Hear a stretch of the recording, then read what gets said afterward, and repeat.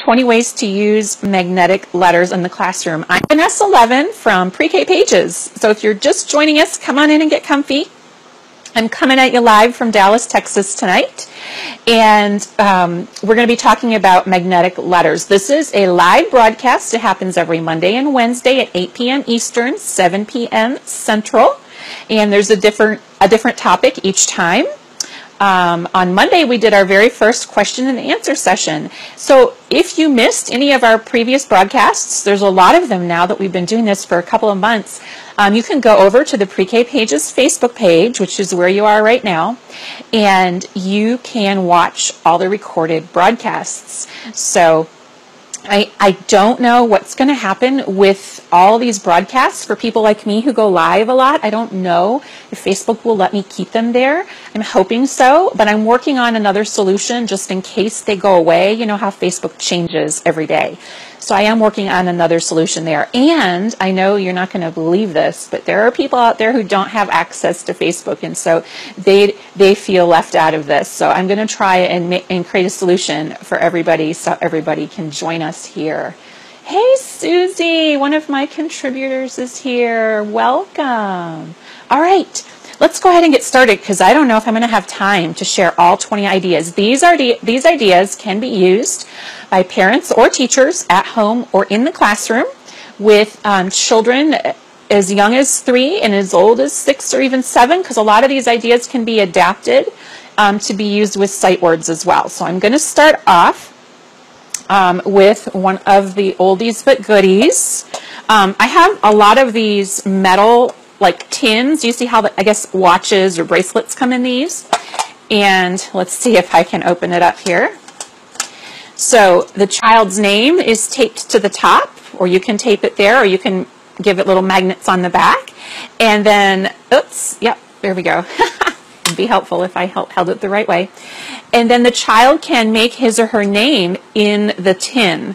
So I have a bunch of these magnetic pencil cases are things that you can usually find at back to school for really cheap, and those work well too. These are just found items. This is a found item I had in my closet. I have a bunch of these.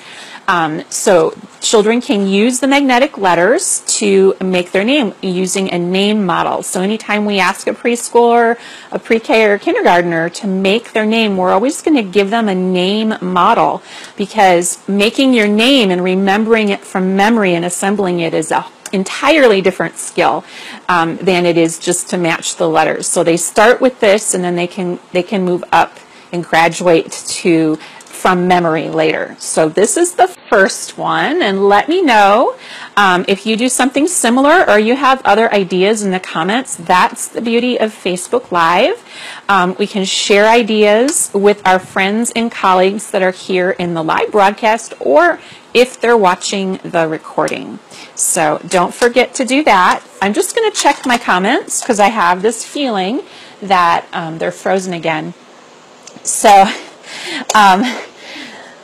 I don't know why they freeze, but they do. Someone does the same thing with water bottle caps. Water bottle caps, yes, I've used those before too. Wonderful. Excellent. Or use it with sight words. Sight words, absolutely. A lot of these ideas can be adapted for sight words. So hopefully the comments will refresh, and that's so sad. Where do you find those tins? Oh, this tin came from a jewelry store, and I just collect odd items like this. It's magnetic, and a watch came in it. But you can use a pencil tin. You know, those tins that are connected with little hinges that kids use to store pencils in. You can find those magnetic pencil tins at back to school time for really cheap. And so I prefer the ones with the hinged lid anyway. They're easier for kids to open and close. But this is a found object that I had in my closet. So I have several of these, and I have these, you know, for a small group of kids. Could you do it with toddlers with their names? Could you do it with toddlers? Well, it depends on what your goal is. You know, our goal for toddlers is going to be a lot of oral language and a lot of singing and movement and hands-on stuff. If your child shows an interest in learning his or her name with magnetic letters, then certainly you can always follow their lead, but I wouldn't necessarily do this at that age unless unless it was an objective you were working on, an IEP goal or something like that. They're all about play, exploration.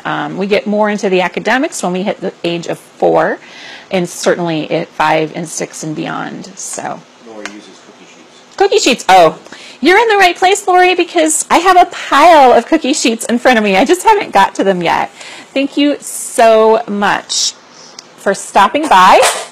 I'm going to move on. If you're just joining us, we're talking about 20 ways to use magnetic letters for learning at home or in the classroom. And this recording or this broadcast will be available to you to watch in its entirety as soon as we're done broadcasting live tonight. So it will live on the Pre-K Pages Facebook page, so you can go back if you missed any of the 20. So that was number 1. We're on to number 2. Well, I put them in order, but then I didn't stack them up in order. So we'll see if I'll follow my written list here. This is another oldie but a goodie. I printed this out from a website years and years and years ago. I don't know if the website still exists, but you can certainly find images of palm trees or even just draw one with a marker. So I printed this out on my computer, I laminated it, and I taped it to a cookie sheet. And of course, we read the story of Chicka Chicka Boom Boom, right? Who doesn't read that story by John Archambault and Bill Martin Jr. So we can read the story, and then we can retell the story with magnetic letters on the cookie sheet. So the reason that I love magnetic letters, more so than word tiles or wooden alphabet blocks or anything like that, is that the children can feel the shape. They start to internalize the shape and the feel of the letters. So we really want that three-dimensional touch and feel to be going on with those letters, so they can start to internalize that. That's part of visual discrimination as well. So, and fluency with the alphabet. So this is a good one to go along with Chicka Chicka Boom Boom. I love this question that just came in. How many sets of letters should a classroom have? I want to know in the comments how many you think they should have. If you're a teacher, you probably have an opinion about how many sets of alphabet letters you think each classroom should have. And Tom, if you see any of those answers coming through, let me know, because I would like to know your thoughts. I have an opinion as well, and I'll share it. 4 sets, okay? Anybody else? Some other people are saying 4 sets, 5 sets, okay? All right, 10 sets. Well, there's the theory that, okay, Tom, there is a theory that you can never have too many magnetic letters, and I do agree with that theory.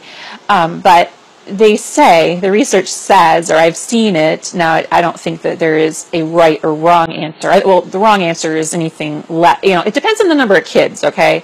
So if you have 20 kids, I think 5 sets of magnetic letters is ideal, okay? If you have fewer than 20, maybe fewer than 5 would work for you. But I think generally speaking, an average size pre-K class, that's 4-year-olds and 5-year-olds. 5 sets is a good number to start with. You can always grow that number if you feel you need more. If you're the kind of person like I was who uses a lot of magnetic letters, then you might need more than 5 sets. And I had more than 5, but I think the average classroom of 20 kids between 15 and 20 needs 5 sets. And that's because each set only has a certain number of vowels, and we know that vowels are in our names quite frequently. Sorry about that. A mosquito just bit me. And so we need vowels to make kids' names, and we're doing a lot with kids' names in the pre-K, kindergarten, and preschool classrooms, so you need a lot of letters. They also tend to disappear, right? So you want to have backups just in case that happens. So this is another cookie sheet. You'll see me using cookie sheets from this. These are from the Dollar Tree. Marcia can back me up on that. The Dollar Tree has awesome cookie sheets. They're magnetic. So some of the fancy cookie sheets, the kind of cookie sheets that you might get at a nicer type of store, not always magnetic. Those Teflon ones don't take magnets. So in this case, cheaper is better. So you can get these at the Dollar Tree for $1. So I have lots and lots and lots of cookie sheets, and I use them because they kind of contain the child's workspace, right? Each child has a cookie sheet that they can use, and it defines their workspace. And the magnetic part is so engaging. Kids just love it. So you've got three-dimensional, you've got individual cookie sheets for your small group. So it's a win-win for everybody. Anything that I should know, Tom? Lots of different ideas about how many to have and why don't they sell separate vowel sets? Why don't they sell separate vowel sets?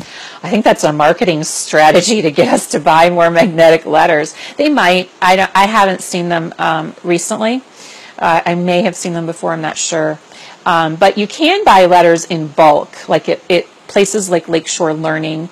They do sell class sets of letters, so you can get them all in one big box, and they're not jumbled. They come in a little container with separate areas, like a Matchbox toy sorting type of a deal. Can you buy them with both upper and lowercase? Can you buy them with both upper and lowercase? There are so many different manufacturers for magnetic letters. I can't speak for all of them, but generally speaking, you buy an uppercase set and then you buy a lowercase set. So in the comments, Tom will be dropping links to my favorite upper and lowercase magnetic letter sets. I think when it comes to magnetic letters, you have to be really, really careful because some of them are really chunky. So let me use some as an example here. Some of them are really chunky, and they have that New York Times Roman chunkiness, on all the edges that distorts the way they look. So this one is a nice one. This is one of the ones from Lakeshore. It doesn't have any of those extra feet on them, as we say. It's a nice, clear font. And yes, sans serif. So these are my favorite, and I usually buy them from Lakeshore. There probably are other manufacturers who make them, and Tom will drop a link in the comments to both of those for you. And I don't like those chunky ones because the kids do see the New York Times Roman font letters in print. But when it comes to internalizing the shape and the feel and actually writing the letters, we don't write in New York Times Roman. So we want them to internalize the shape and the feel of the letter that they'll be writing. So that's my thought. Also, Zulily, really good stuff, Oriental Trading. Really good stuff in Orient. I haven't bought any letters from Oriental Trading before, but really good stuff is awesome. I had no idea Zulily had toys or magnetic letters even. Can you use dry erase markers on the trays? Sure, why not? You'll see my trays in just a minute. I've written all over them. The question was, can you use dry erase markers on cookie sheets? So I'm sure everyone in the audience can answer that in the questions as well, but you'll see mine in just a moment. So moving right along to number 3. Here it is. It's on top. That would be where it is. I love these little name bags. Now you can, let me just get this ready here. I buy these at back to school time. Do you see how this is a pencil pouch? Can you see it? These are clear. I kind of like them because you can immediately see if any letters are missing. The pencil pouches that aren't clear, you have to look inside to see if letters are missing. And so each kid can have their own pencil pouch, and then you can put their name model inside, their name card or their name model, however you prefer to call it. So this is Liam.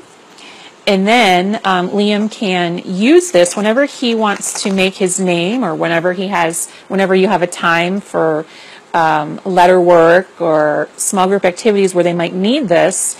then the child can just pull this out. So if you're doing a small group literacy activity using the children's names and magnetic letters, they can all have their names in this little pencil pouch or something similar. Ziploc bags would work too. And they can just go and pull it out for use. Because I have done small group activities before where I've had to sit there and I usually keep all of my magnetic letters in a nuts and bolts drawer. And Tom will drop a link to that in the comments as well. I think I showed it on one of my live broadcasts before. I didn't get it out tonight, but it's a nuts and bolts drawer, you know, like you would use in your garage to store screws and nuts and bolts. It's perfect for storing magnetic letters. And I used to sit there with the nuts and bolts drawer in my small group area and like pull out every drawer and pull out an L and an I and an A and an M, which is great because I got Liam's name out, but I still had 4 more kids to get their names out, you know, and that takes too long. So having a little pouch with all their letters in it, ready for them to pull out, like keep all these in a dish tub in your small group. This is great. Another thing I've done with these pencil pouches before is to send them home. So if you do any kind of communication binders or anything like that, homework binders, you can put these in there for the parents to use at home with the kids. And remember, if you're having any connectivity issues, just refresh your browser and you'll come right back. Some people use Ziplocs. Ziplocs are perfectly fine as well. I like these because they can go in binders as well. So that, and I got them for really cheap at Back to School. I forget how much they were, but they were less than $1. They're not super sturdy, but they're better than a Ziploc. So anyway, I do believe in investing in magnetic letters to send home because it's so important that the kids get to feel that the shape and the feel and internalize that for the letters. If you're in a Title I school here in the U.S., Title I schools receive public funding for at-risk students, and parent communication and parent involvement is part of that. So you should be able to use those funds to get magnetic letters to use, because if you're going to be sending them home. So I would utilize those funds because it's so important. And then I just keep, that's why I had so many letters. And then I keep a set close by, and if a child loses a letter, I replace it. And I just understand that it's the cost of doing business when you work with little kids, that they're going to lose stuff. But my parents all know, you know, what to do. So I explain it to them in a parent night that I have. So anyway, these little bags are great. Get one for each kid, and you've got instant small group activities that you can pull out and do with their names. All right, so that was one of the ideas. And send them home as a year-end gift. You can use them at school and then send them home as a year-end gift. That's a wonderful idea. I love that. Oh, here is, it's stuck to my cookie trays. Okay, I'm sure you've all done this before, but we're fishing for magnetic letters, right? Every teacher does this, but the kids love it. It is so fun. So this is great. You can buy fancy fishing poles from the teacher store that don't last as long as these. This is a wooden dowel from your local craft store. They sell them. This is like the perfect size. It's about 12 inches long. And I tied a piece of string on there, and then I put one of these round magnets on the end, and I tied it. And now my kids have fishing poles, and they can go fishing for letters, right? So they can, oh, look what I caught. They can pull it off. They can identify it. I can't hold it like that. They can identify it. You can have them, there we go, and maybe comments will refresh now. Yay! We froze, which is a bad thing, but it's good because now I can see the comments again. Yay! Okay. Oh, yes. Rena had a really great point. The kids in her class like making other kids' names, and that is very fun and very important to do as well. Because, you know, Liam only has 4 letters. He's going to learn his name pretty quick. But poor Vanessa over here, it's going to take her a little longer. So they love that. Yeah, definitely. Marcia says she's been doing it for a while. Yes. Wonderful. Yes, Vivian, isn't it easy? This is so easy and cheap. These dowels, I don't know how much they cost, but I know they're not even $1 at the not the dollar store, at your craft store. So your Michaels, your Hobby Lobby, your AC Moore, your Joann Fabric, all that good stuff. Gina wants to know where she can find out more info on the Teaching Tribe. Woohoo! Tom's going to drop a link for you in the comments. The Teaching Tribe is my membership program where you get all of the printables from Pre-K Pages available 24/7 at your fingertips. You get access to my monthly webinars, my monthly office hours, which are question and answer sessions with members, and our supportive safe haven community for teachers. All right. Where do you get the magnets? Walmart craft store. They sell these magnets with the hole in the middle at any of those places. I like the ones with the hole in the middle because I used to hot glue round button magnets on the end, and they didn't always stay forever, but this will stay really well. Aw, Marcia, thank you. Yeah, I got the donut magnets at Walmart, Sherry. I believe so. They're just super simple. What kind of string? Anything. I've used yarn, I've used regular old string, and this is actually what they call GIMP, or plastic string. It's like whatever I grabbed out of the craft closet. I mean, there's no magic to any of this, right? All right. So, fishing for magnetic letters. So you get yourself a dish tub from the dollar store, some magnetic letters, your dowel, your string, and a magnet, and you've got an awesome activity. Wonderful. Hey, Trisha from the Teaching Tribe is here. Thank you so much, Trisha. Yes. Yosaba says the kids love this game, and she is right. Okay. Moving right along. I have all these magnets here. I'm afraid it's going to mess up my phone or something. It's like magnets and technology don't get along so well. Okay. Let me juggle all this stuff here and get out the next one. So I told you I have a lot of cookie sheet ideas. And I love cookie sheets because, hey, Angela, one of my contributors is here from Teaching Mama. How many fishing poles do I usually have? I'm not sure, Grace, if you're referring to fishing poles or not, but fishing poles, I usually have no more than 5 kids in a small group, maybe 6 at the most, so that's how many poles I would have. Yes, the poles, that's right. I have 5, no more than 6. Where on the page do we go to join? For the Teaching Tribe, just scroll until you say join, till you see the big yellow button that says join now. Aw, thank you, Lisa. I've hacked so many. Wonderful. All right, so cookie sheets. I write on them. Hey, and Marcia, if you're here, look what I used for the lines. Marcia, tell everyone what that is. In our last broadcast, or one of the recent broadcasts, we were talking about how teachers love colored tape, and people were saying, well, what do you use it for? Many, many, many uses. Keep the trays from rusting. How do you keep them from rusting? Well, maybe you're washing them too much. No, I'm just kidding. They're $1. They'll eventually rust. My trays they're all at least 7 years old or more. There's a little teeny tiny, I don't know if you can see it, bit of rust in the bottom, but I don't really have a problem. Maybe in this case cheaper is better when in that case, I don't know. But here I've taken my blue tape. Yep, Marcia's knows it's blue tape. All right, I had to have a use for my colored tape.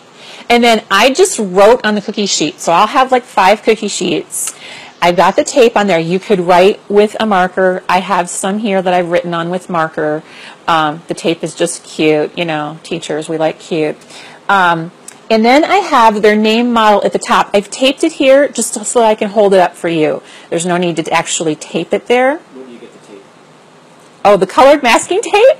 Marcia, where's the best place to get colored masking tape? I usually get it from Amazon, colored masking tape. They sell it in this set, like a package of like 6 different colors. But you certainly don't have to have that. You can also probably use painter's tape from Home Depot. Is it washi tape? Is it washi tape? This is actually masking tape, but washi tape would work probably. Yes, that's wonderful. I love washi tape. All right. Yes, and washi tape can be found anywhere. That's right. Dollar stores are perfect for washi tape. And your plain old masking tape you get at Walmart works very well too. And it's easier to remove. And it's easier, yes. Painter's tape is easy to get off. These are permanent. Like, I don't have just 5 cookie trays and change them out. I'm like, this is a $5 center, so I have 5 of these, and they're forever and ever like this. And then I buy 5 more cookie sheets, and I figure that's a $5 center, you know, and then I make them into something else. Hey, Lorena, welcome. Yes. What is washi tape? Washi tape, Vanessa, is awesome. It is, I don't know if the word washi means paper. It's a Japanese thing that's swept the U.S. in the last few years, and it's very colorful and fun, patterned tape, and it's like paper tape. Basically, washi tape means paper tape, and very colorful, bright, cheerful. Well, many, there goes a letter. Many different kinds of washi tape out there. Your local dollar store and your craft stores will have it. Although I went to my local Hobby Lobby and asked for washi tape, and they didn't know what it was. And I was like, really? Fail. Hobby Lobby fail. All right.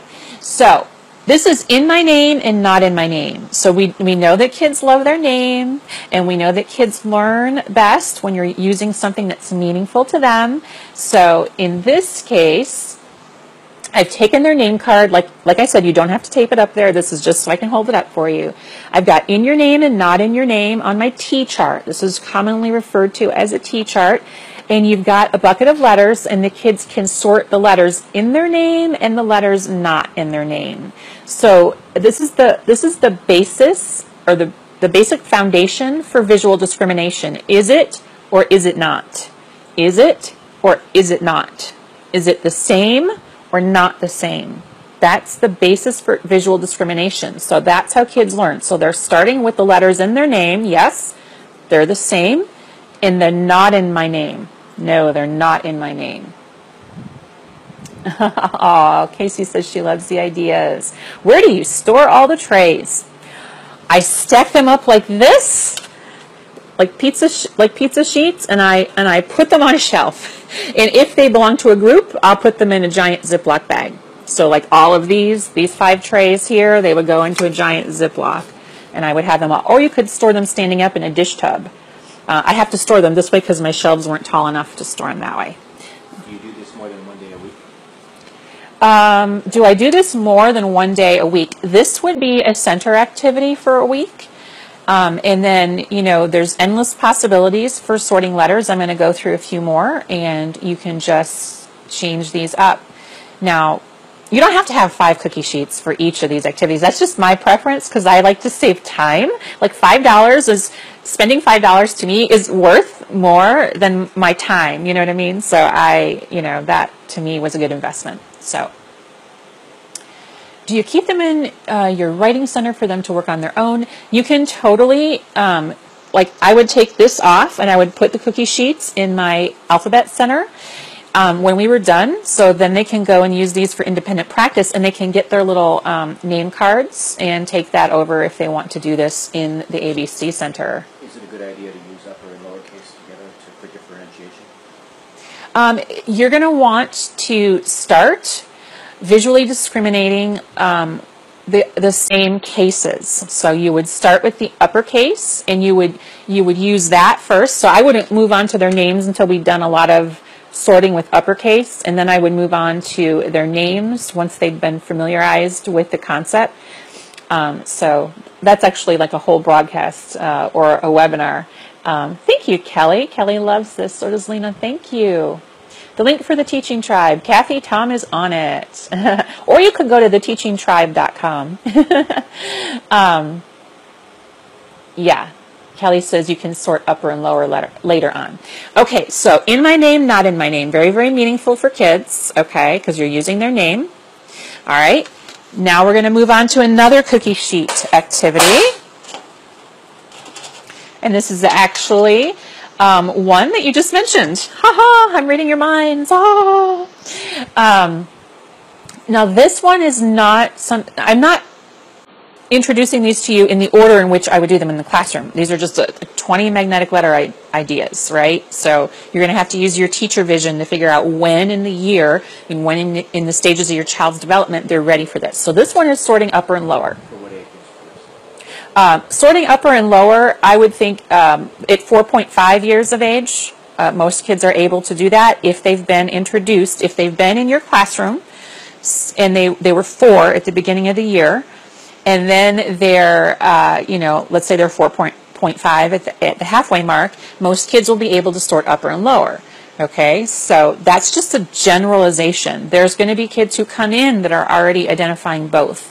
And so they could move on to this, right away. And there's kids that can't do it at the end of the year because the development of each child is individual to that child. Yes, absolutely. So we're sorting upper and lower. So you can see here I've written uppercase in all uppercase and lowercase in all lowercase. I found that my kids get that if this is something we've been doing in the classroom.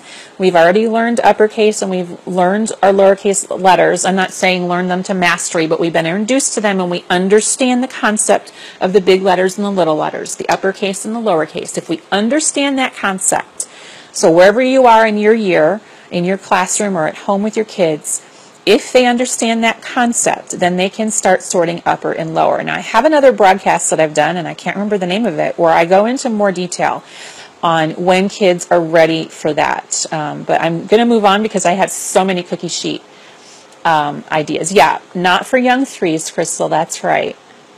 Do I have any bilingual materials? And by materials, I assume you mean printables. And the answer is no, I'm sorry, I don't.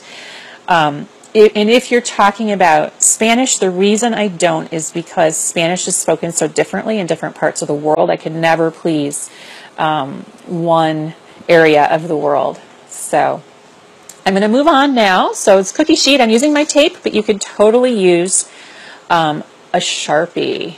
My kids would play with the tape. So in your case, a Sharpie would be better. Absolutely. Lori says she starts with calling them mommy letters and baby letters, and every mommy has a baby. That's so cute.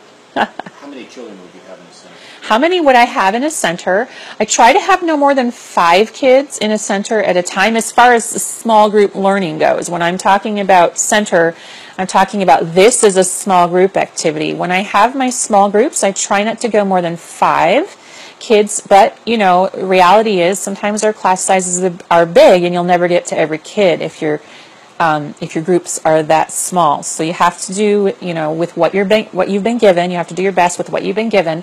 So I try to have no more than 5 kids in a small group activity with me. That means I can focus my attention on those 5 more equally and fairly than I can with 6 or even more. So yes, cookie sheets.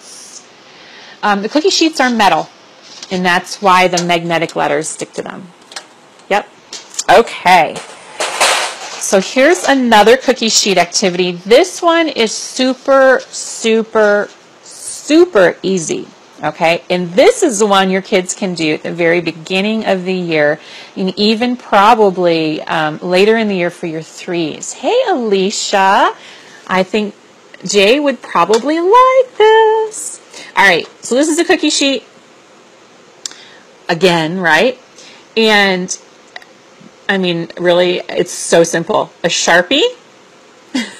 I've written the letters, and now the kids can match onto the cookie sheet. How easy is this? Now, if the metal, like I have done this before, I know it sounds silly, but I have put white contact paper on my cookie sheets because, as somebody mentioned, they do sometimes rust, and so I covered each cookie sheet with white contact paper that's still completely magnetic. So if you want to do something like that, you can. I've done that before. I've spray painted them before, but when you're using magnetic letters, the spray paint will eventually chip off. So, will there be a list of these ideas?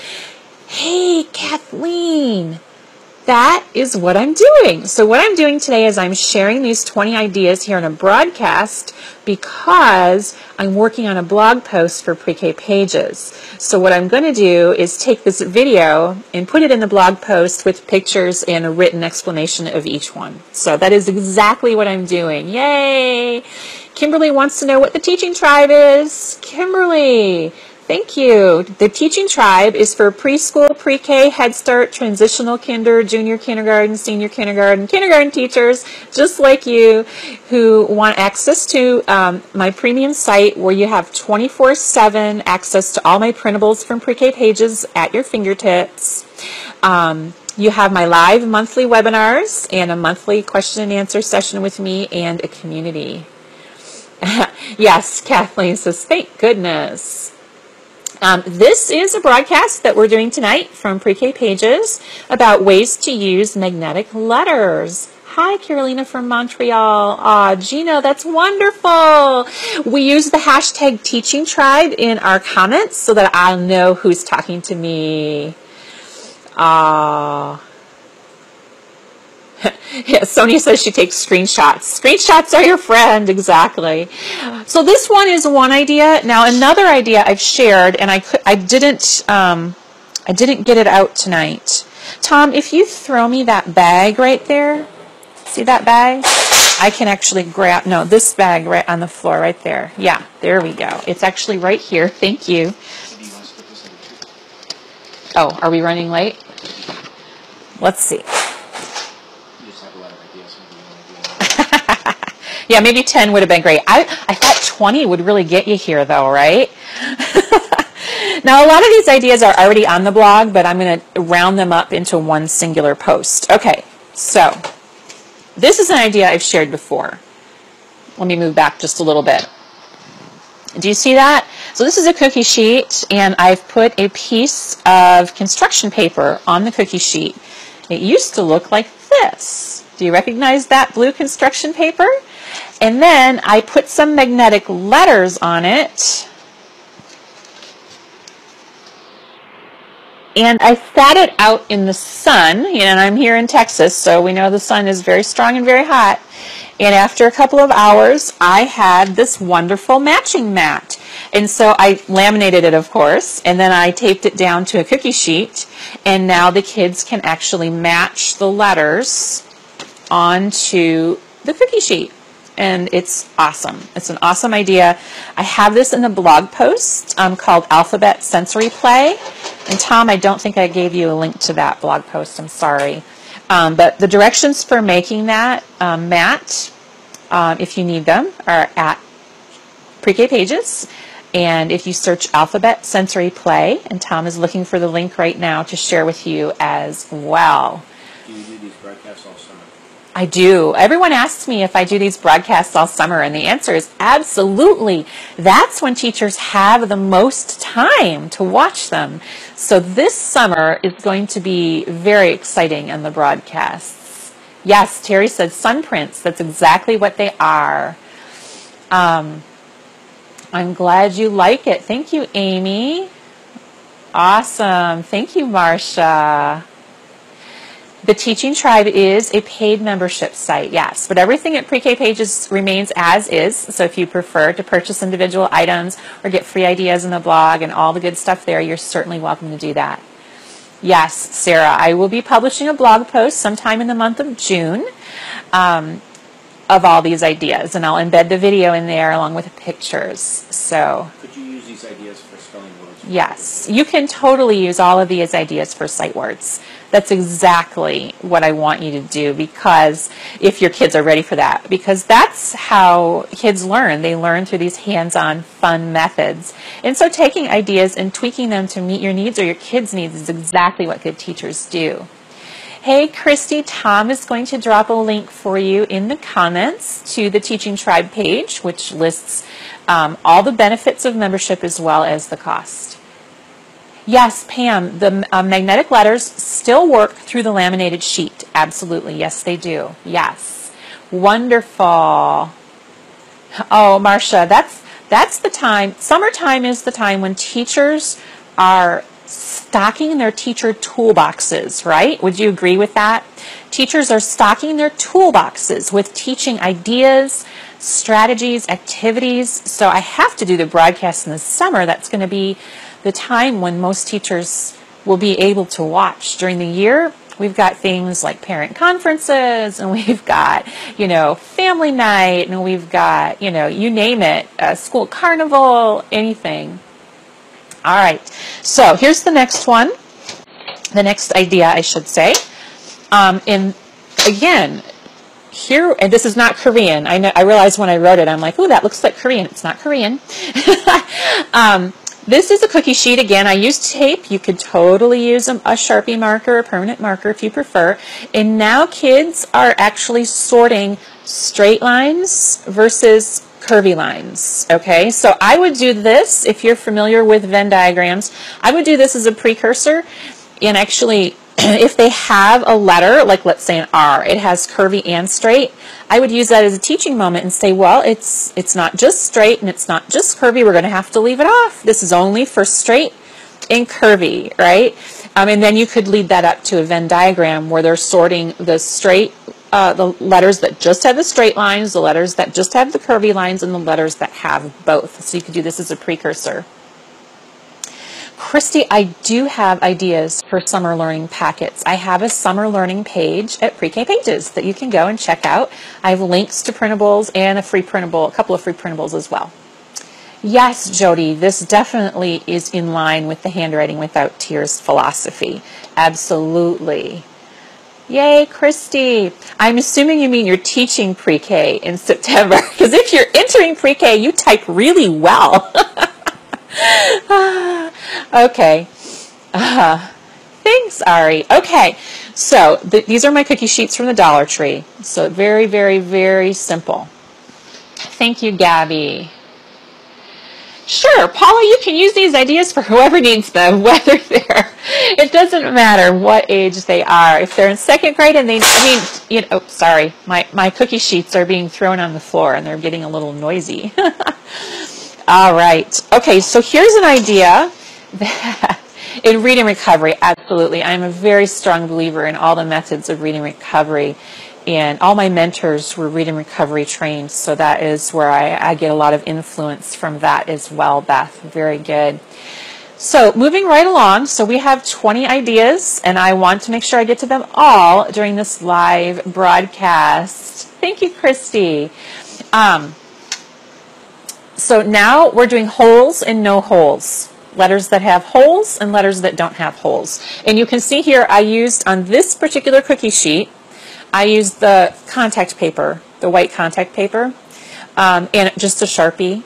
And here they're just sorting letters that have holes and letters that don't have holes. Very, very, very simple. So I love these cookie sheet activities. Here is a good one. Do you like to play bingo with your kids? I know we all play bingo because it's a great learning activity. You can do all kinds of skills with it, right? So here's what I do for bingo. And this is definitely not high tech. This is a permanent marker on a piece of paper. And I made a bingo sheet for each child in the small group. And then I picked letters from a container. So I had one set of uppers for me, and then they had uppers in front of them as well, uppercase letters. I picked one out of my bowl, I called it, and if they had it, they put a magnetic letter on it. So super simple bingo game that you can play. I usually play just in a small group because little kids have a hard time with bingo in the beginning. So very, very, very, very, very easy. If the cookie sheet gets worn out, you can put some contact paper on it. Yes, absolutely. Yeah, I know. Kathleen is so right. Teachers do not really get summers off. They come to things like this, right? For ideas for 2-year-olds, you're going to want to check out Cheryl's page at teaching2and3year-olds.com. She's my go-to for everything 2-year-old related. All right. I have more ideas. This one is one that I have shared before. I love, love, love these burner covers. These are stove burner covers. They're metal, and you can get them at the Dollar Tree and just about any other dollar store type store, okay? And here I have got a free printable, and I think Tom has a link to that one that he can drop. Yep, he's ahead of the game there. And I just simply laminate it and glue it to the burner cover. And now, in this particular case, they were matching upper to lowercase letters. You're going to have to use your teacher, your goggles, and figure out when your kids are ready for that. Tori, I laminate these and then I tape them on so I can take these off again later if I need to. This activity is really, really, really popular with my kids. So what I do is I usually keep these burner covers because they come in sets of 4 for $1. So it's a good value, right? And I'll leave these out all year because then they like to go and spell their name. They'll get their name card and make a name model. If you're doing sight words, change this to say sight word soup, and they can make particular sight words in there. They can match upper to upper. If it's the beginning of the year, they can, I said that wrong. If it's the beginning of the year, they can match upper to upper, then they can move on to lower, and then upper to lower, whatever they're ready for, you know. So this is a super fun idea. I love to use burner covers for anything. So you can use them just like you do cookie sheets. You can do games on them, bingo on them. For tips on buying magnetic letters, you're going to watch this broadcast from the beginning. So it will be available for you to watch on replay as soon as we're done. Yes, laminating. We could do a broadcast on laminating, couldn't we, Marcia? I think we could probably do a marathon. Like we could talk for 24 hours straight about things you could laminate in your classroom. Because seriously, as one of my principals said once, teachers would laminate their underwear if you let them. And I think that is very, very true. And it's only because we want things to last. And ink costs money, right? Kelly says alphabet soup has been a hit in her 4-year-old room. Yay! Wonderful. All right, so there is one.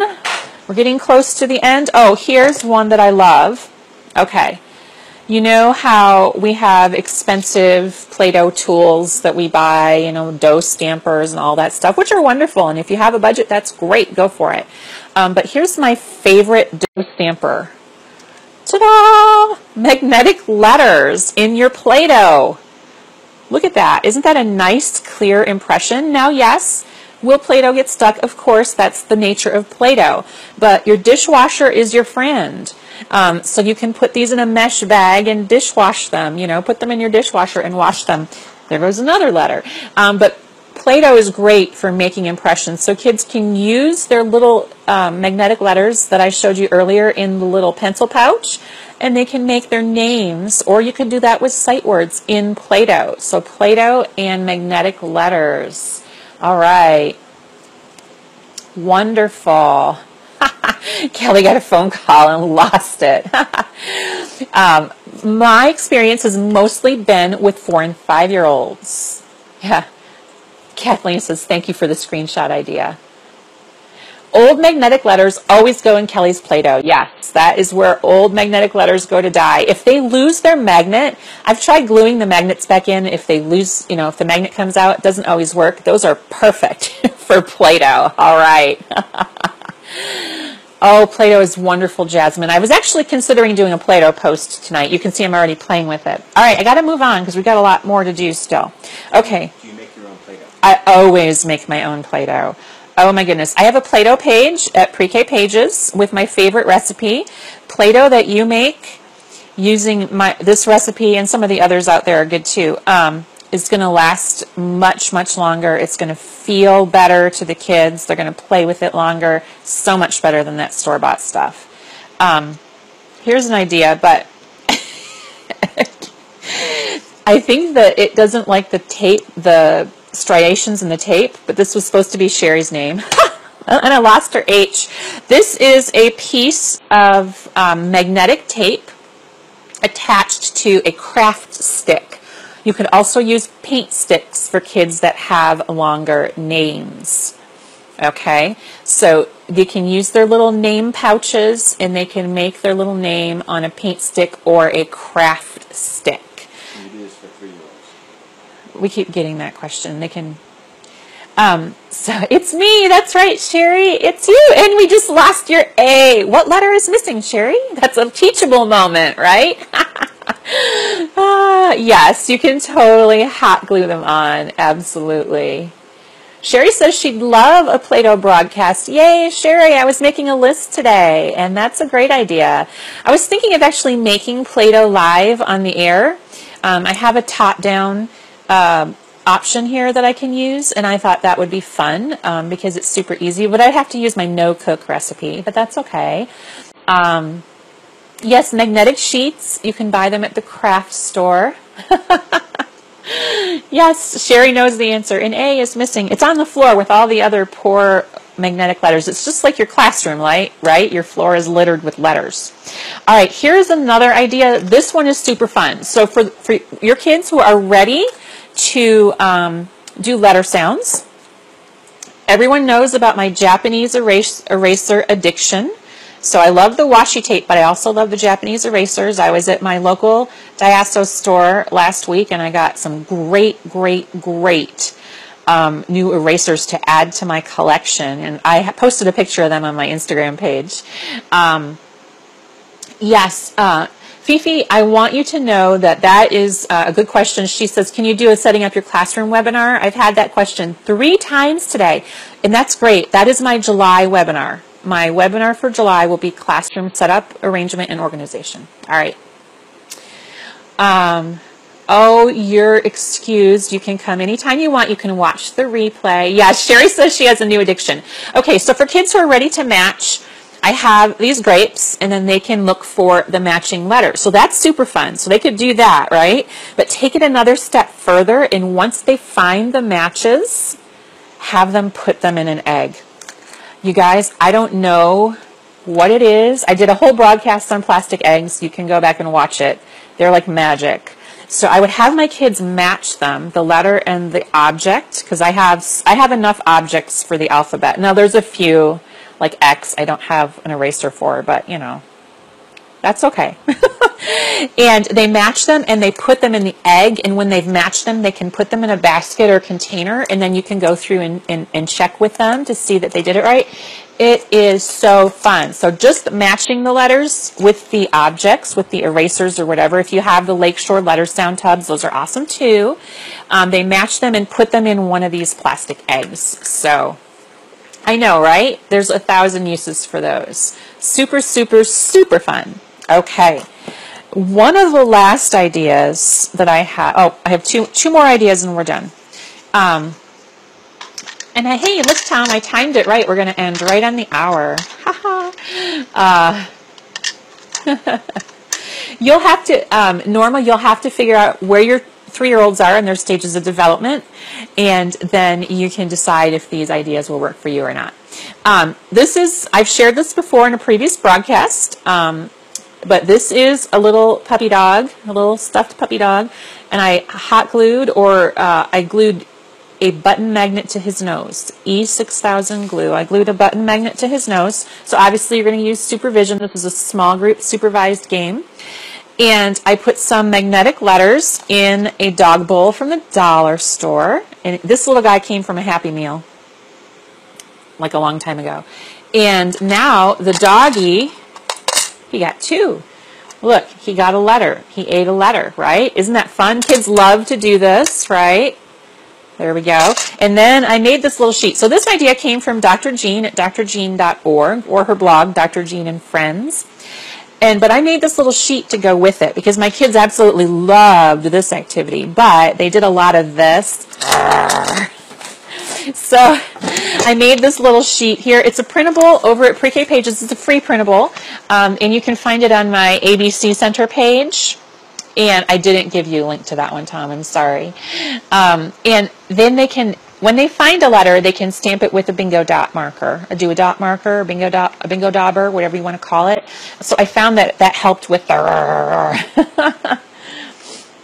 Yep, sometimes the letters don't stick. You have to have really nice magnets in your magnetic letters. So I find that the cheaper the magnetic letter, the less strength the magnet has. That's why I like the Lakeshore ones, because they stick better. Where did I get these magnetic letters? Hey, I have a whole section in this broadcast about where I get them from. So if you go back and watch the replay, you'll get all those links. All right. The last idea before we go off the air tonight. Thank you, Debbie. Hey, Debbie's from the Teaching Tribe. Welcome, Debbie. Yay. Oh, you've used that idea. Debbie said it really helps the kids focus. Yay. Debbie and I have met in real life before. more than once, at least 3 or 4 times. Four times, right, Debbie? Yes. Yeah, Terry, I think that might be the problem. This is my Chicka Chicka Boom Boom tree. I've shared this idea before on previous broadcasts, but because we're focusing on magnetic letters, and I am writing a blog post with all of these ideas in it, I wanted to make sure to get this one in. This is 2 metal cans, your choice. I use coffee cans. You use whatever metal cans you have, covered with wood grain contact paper. Now, this tree is very old. It has been well loved, as you can see. And I stuck a plant in the top. This is a plant from the dollar store. I stuck a plant through the top of the lid, okay? And now you read the story of Chicka Chicka Boom Boom, and the kids can retell it and put the magnetic letters on the tree. How fun is that? And this stays in my alphabet center, my ABC center, all year long. They can make their names on it, their friends' names, sight words if you have kids that are ready for that. Laura, this broadcast is every Monday and Wednesday, 8 p.m. Eastern, 7 p.m. Central. And so you can go back and watch all my previous videos on my Facebook page. Thank you, Tracy. I'm glad you like it. Yes. Thank you, Debbie. I love that endorsement. Debbie says everyone should join the teaching tribe. Huh? Oh, Maria, you're totally welcome to join us. Everyone is welcome. 2 boys, 3 and 2. Aww. Yay. Thank you so much, guys, for stopping by tonight. I just want to remind you about watching the broadcast from the beginning. If you joined us late, this will be available for you to watch on replay from the very beginning as soon as we're done tonight. And we broadcast live every Monday and Wednesday, 8 p.m. Eastern, 7 p.m. Central. And my blog is prekpages.com, and we try to post 3 to 5 posts a week. If you sign up for my emails, you'll get the blog posts delivered to you via email. I did want to mention, I forgot to mention my upcoming webinar.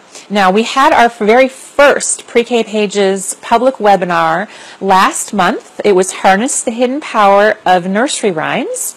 We've had more than 500 people watch the webinar so far, and I'm thrilled with the feedback we've received. Such positive comments from people all over the world. That means so much to me. Our next one is going to be titled Keep Calm and Carry On, Tips and Tricks for Classroom Management. It will be held June 16th at 8 p.m. Eastern, 7 p.m. Central. Registration is not open yet. I expect it to be open soon, okay? But if you'd like to be notified as soon as registration opens for Keep Calm and Carry On, Tips and Tricks for Classroom Management, my next public webinar, you're going to want to sign up for my emails. So as soon as tickets go on sale, you can grab a seat because seating is limited during the live broadcasts. So go ahead and do that if you haven't already. Sign up for those emails. And a lot of people in the comments, you'll see hashtag Teaching Tribe. That's my flagship membership program.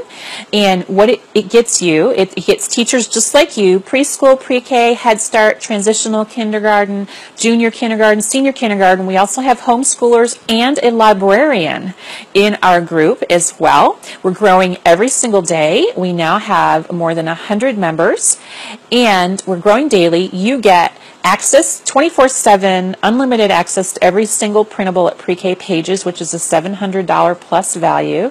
You get a live webinar with me every month, much earlier than the ones I'm giving to the public. So my Teaching Tribe members have already seen Keep Calm and Carry On. Okay, then you get office hours, which is a question and answer session with me. Our next one is coming up very, very soon, Teaching Tribe members, so stay tuned for that. And a safe haven community where teachers can ask and answer questions. It's a supportive environment. It's like a staff meeting without all the red tape.